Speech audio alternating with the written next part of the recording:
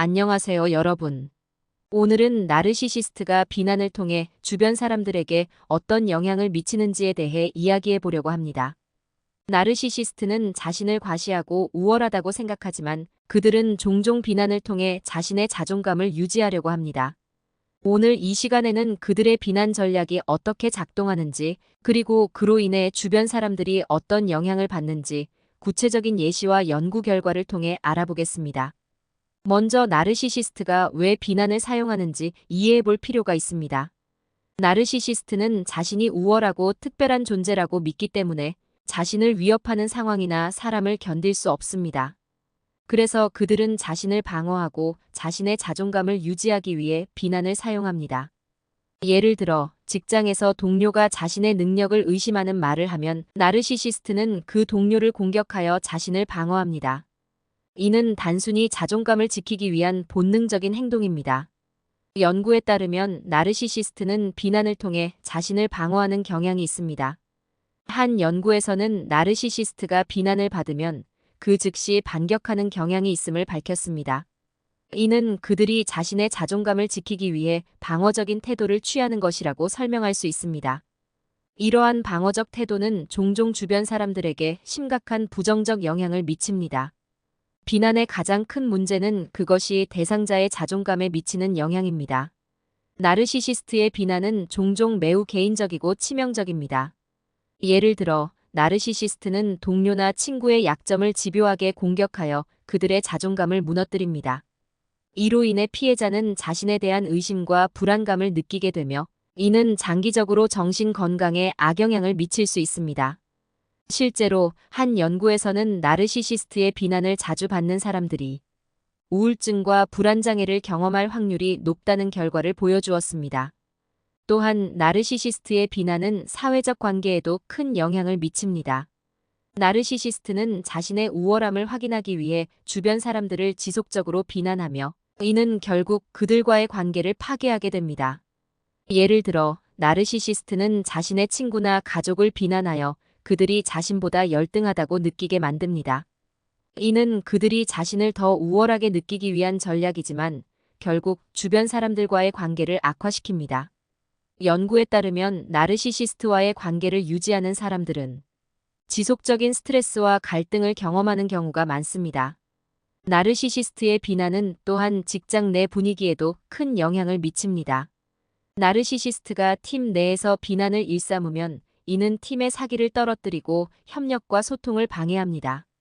예를 들어 나르시시스트가 팀 회의에서 다른 팀원의 아이디어를 공개적으로 비난하면 그 팀원은 자신의 의견을 표현하는 것을 두려워하게 되고 이는 팀 전체의 창의성과 생산성을 저하시킵니다. 실제로 한 연구에서는 나르시시스트가 있는 팀의 성과가 그렇지 않은 팀보다 낮다는 결과를 보여주었습니다. 나르시시스트의 비난은 그들의 자녀에게도 큰 영향을 미칩니다. 나르시시스트 부모는 종종 자녀를 비난하여 그들이 자신에게 복종하도록 만듭니다. 이는 자녀의 자존감을 심각하게 훼손시키고 그들이 성장하면서 자신감과 자존감을 가지기 어렵게 만듭니다. 예를 들어 나르시시스트 부모는 자녀가 실수를 하면 그것을 크게 비난하여 자녀가 스스로에 대해 부정적인 생각을 가지게 만듭니다. 연구에 따르면 나르시시스트 부모 아래서 자란 자녀는 낮은 자존감과 높은 불안감을 경험할 확률이 높습니다. 이렇듯 나르시시스트의 비난은 개인의 정신 건강, 사회적 관계, 직장 내 분위기, 그리고 가족 관계 등 다양한 영역에 걸쳐 부정적인 영향을 미칩니다. 그렇다면 우리는 어떻게 나르시시스트의 비난으로부터 자신을 보호할 수 있을까요? 첫 번째로 나르시시스트의 비난을 개인적인 공격으로 받아들이지 않는 것이 중요합니다. 그들의 비난은 그들이 자신의 자존감을 지키기 위한 전략일 뿐 실제로 당신의 가치와는 무관합니다. 이를 이해하고 비난에 과도하게 반응하지 않도록 노력해야 합니다. 예를 들어 직장에서 나르시시스트의 비난을 받았을 때 이를 자신에 대한 공격으로 받아들이기보다는 그들의 행동 패턴의 일환으로 이해하고 감정적으로 거리두기를 하는 것이 좋습니다. 두 번째로 나르시시스트와의 관계에서 명확한 경계를 설정하는 것이 중요합니다. 그들의 비난에 끌려다니지 않도록 자신만의 경계를 설정하고 이를 지키는 것이 필요합니다. 예를 들어 나르시시스트가 반복적으로 비난을 할 때 이를 명확히 지적하고 더 이상 그런 행동을 용납하지 않겠다는 의사를 분명히 하는 것이 좋습니다. 연구에 따르면 명확한 경계를 설정하는 것은 나르시시스트와의 관계에서 스트레스를 줄이는 데 도움이 됩니다. 세 번째로 자신을 지지하는 사람들과의 관계를 강화하는 것이 중요합니다. 나르시시스트의 비난으로 인해 자존감이 흔들릴 때 당신을 지지하고 응원해주는 사람들과의 관계가 큰 도움이 됩니다. 이들은 당신이 자신의 가치를 다시 확인하고 자존감을 회복하는 데 중요한 역할을 할 수 있습니다.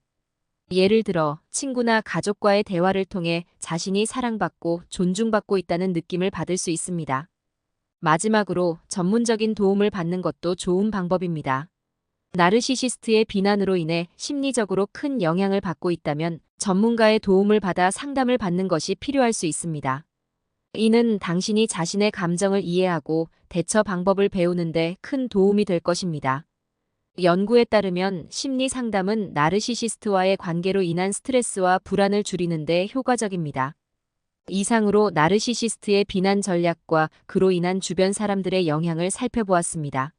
나르시시스트의 비난은 매우 파괴적일 수 있지만 이를 이해하고 적절히 대처하는 방법을 배운다면 그들의 영향으로부터 자신을 보호할 수 있습니다.